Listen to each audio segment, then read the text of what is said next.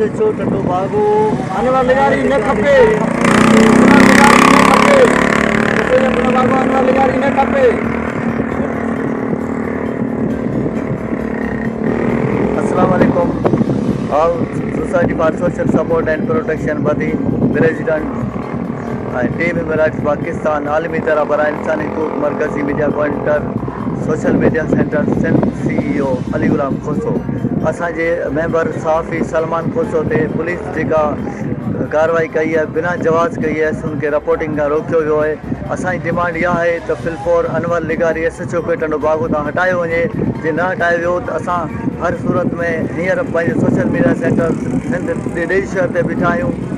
हर सेंटर तां हर शहर में हर इंशाअल्लाह जगह तां अॼु हिन जे ख़िलाफ़ धरना लॻंदा ऐं जेके हिननि सां जेको चङाई करे वियो आहे हिन जे चाचे खे बि धक लॻा आहिनि।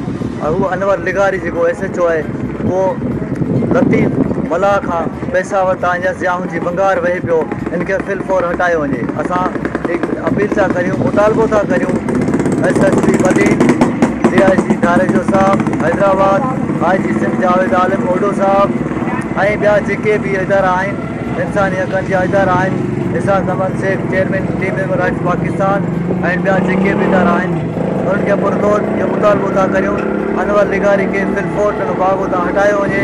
ॿी सूरत में असीं पंहिंजे एहतियाजनि जा हक़ जेके आहिनि उहे पाण महफ़ूज़ रखूं था। टीम इमरात पाकिस्तान जिंदाबाद, पाकिस्तान आर्मी जिंदाबाद।